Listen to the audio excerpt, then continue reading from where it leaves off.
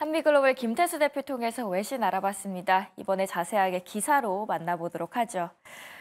엔비디아 실적 발표를 앞두고 여러 가지 이야기들이 나왔는데요. 오늘 첫 번째로는 MS 관련해서 AI 새로운 기능을 발표했다고 합니다. 관련한 내용 자세하게 들어가 보도록 하겠고요. 그리고 비트코인이 다시 고공행진을 하고 있습니다. 또 얼마나 올라갔을지 한번 소개를 해드리도록 하겠습니다. 마지막으로 트럼프가 상무부 장관을 지명했는데 어떤 인물일지 그리고 어떤 성격을 가질지 함께 들여다보도록 하죠. 먼저 첫 번째 기사입니다.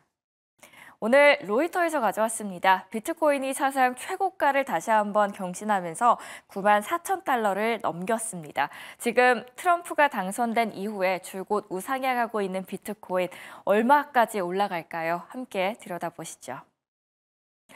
비트코인이 94,000달러를 넘어 사상 최고치를 다시 경신했습니다. 대선 당일 75,000달러 선을 넘어서면서 올해 3월 역대 최고가를 7개월 만에 경신을 했고 그 이후에 다시 우상향하면서 최고가를 경신하고 있습니다. 트럼프 당선인은 대선 유세 과정에서 미국을 가상화폐 수도로 만들겠다라고 하며 관련 규제 완화를 약속했고 계속 수혜 정책 기대감이 커지고 있는데요. 그러자 가상자산 공포 그리고 탐욕 지수는 다시 90으로 올해 최고치까지 기록을 합니다. 어제 저희가 전해드렸던 소식이기도 한데요. 마이크로 스트래테지의 창립자이자 회장인 마이클 세일러는 300억 달러 상당의 비트코인을 보유하고 있는 인물이기도 합니다. 그런데 이분은 올해 말까지 비트코인이 10만 달러를 찍을 것이라고 예상을 하고 있습니다. 과연 그 전망이 맞아떨어질지 함께 지켜보시죠. 두 번째 외신입니다. 이번에 상무부 장관이 지명됐는데 월스트리트 저널에서 그 사람의 성격에 대해서 분석을 했습니다. 반도체 그리고 산업 정책의 전반적인 것을 주도할 인물이기도 합니다. 과연 어떻게 무역적으로도 영향을 미칠지 들어가 보겠습니다. 두 번째 기사입니다. 도널드 트럼프 대통령 당선인이 하워드 러트닉 켄터 피츠제럴드 CEO를 상무부 장관으로 지명을 했습니다. 오른쪽 화면으로 보이시는 인물인데요. 월가 베테랑 투자가로도 굉장히 유명합니다. 러트닉 CEO는 트럼프 당선인의 공약이 미국 소비자 물가 상승으로 이어질 것을 우려하는 월가 일부의 반대에도 불구하고 트럼프의 경제 공약을 강력하게 옹호해왔던 인물이기도 합니다. 다시 말해서 충성심이 굉장히 강한 인물이다라고도 볼 수 있겠죠. 상무부는 반도체와 사이버 보안, 특허 등을 포함한 넓은 연방 정책을 총괄하는 감독하는 부서이기도 한데요. 바이든 행정부에서는 대중 수출 규제를 총괄하는 역할을 하기도 했습니다.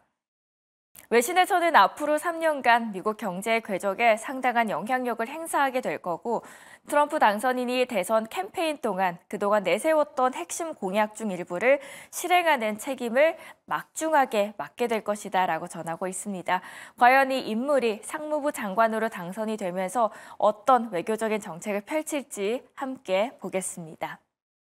마지막 기사는 마이크로소프트에 관련된 AI 에이전트 시대의 이야기입니다. MS에서 새로운 것을 출시를 했습니다. AI 에이전트 시대가 온다라고 하면서 자체 제작한 DPU를 탑재했다라는 소식을 전달했는데 과연 어떤 이야기들 그리고 어떤 새로운 이벤트들이 있었을지 밸런스로 알아보겠습니다.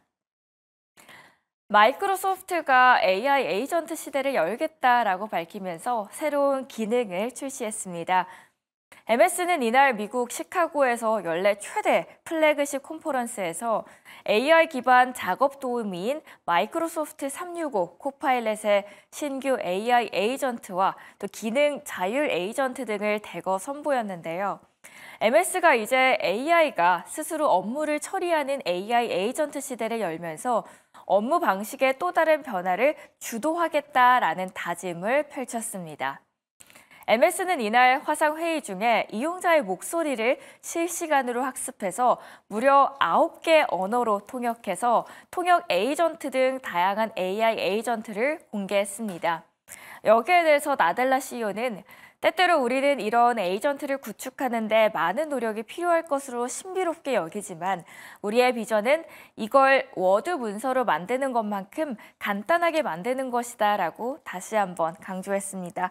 이 기능이 또 MS에게는 얼마나 날개를 달려줄지 함께 보시죠. 오늘 세 가지 외신 함께 보셨고요. 더 자세한 이야기는 바로자산운용의 윤정식 상무 통해서 알아가 보도록 하겠습니다. 상무님 안녕하세요. 네, 안녕하세요.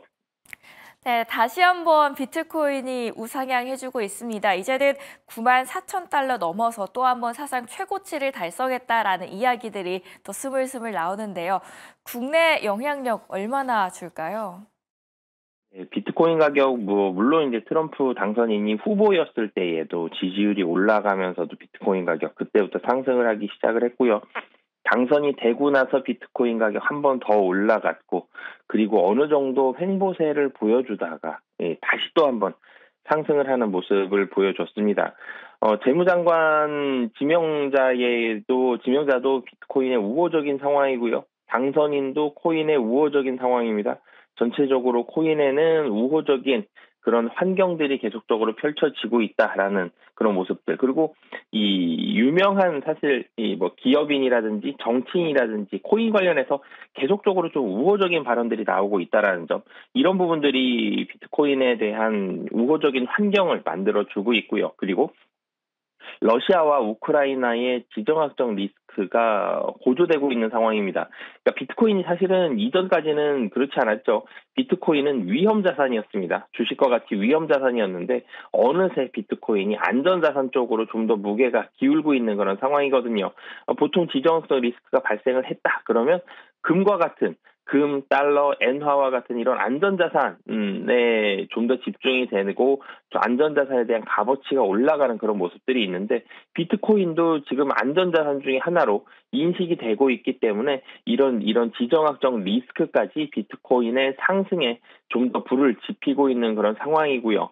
이 지정학적 리스크도 그렇고 미국에서 트럼프의 발언들, 트럼프의 사실 장관 후보자들도 대체적으로 비트코인 가상자산의 우호적인 인물들이 훨씬 많습니다. 이런 모습들이 지속이 된다라면 비트코인에 대한 이 관심도는 계속적으로 좀 올라갈 가능성이 높고요. 문제는 우리나라 시장 중에서 특히 코스닥 시장입니다. 전일 같은 경우도 그렇고 최근 들어서 코스닥 시장의 헬스케어 종목들 주가가 좀 많이 떨어지는 그런 모습들을 보여줬는데 물론 반도체 쪽으로 다른 기술주들 쪽으로 자금이 옮겨간 영향도 있겠지만 최근에 코인들, 그러니까 가상자산 쪽으로의 거래 대금이 굉장히 활발한 그런 상황이죠. 가상자산 쪽으로 코스닥 시장의 개인 투자자들이 조금씩 옮겨가는 그런 모습들이 좀 나타날 수도 있습니다. 국내 국장에 그리고 국내 시장에 특히 코스닥 시장에는 조금 악영향을 미칠 수도 있다라는 점. 그러니까 물론 사실 코스피 시장과 코스닥 시장 이 주식 시장 내에서의 경쟁만 있는 게 아니라 비트코인이 가상자산도 거래소가 있고 많은 개인 투자자분들이 코스닥 시장과 가상자산을 병행하고 있는 만큼 비트코인의 상승이 계속된다라면은 코스닥 시장에는 일정 부분은 악영향 미칠 수도 있다라고 보시면 되겠습니다. 네, 비트코인의 상승세가 더 가팔라지고 있고요. 그러면서 공포 탐욕 지수도 올해 최고치까지 치솟고 있습니다. 이 부분도 감안하시면서 관련주들 지켜보시는 게 좋겠습니다. 두 번째로는 도널드 트럼프 대통령 당선인이 이번에 위에 보이시는 상무부 장관을 지명을 했는데요.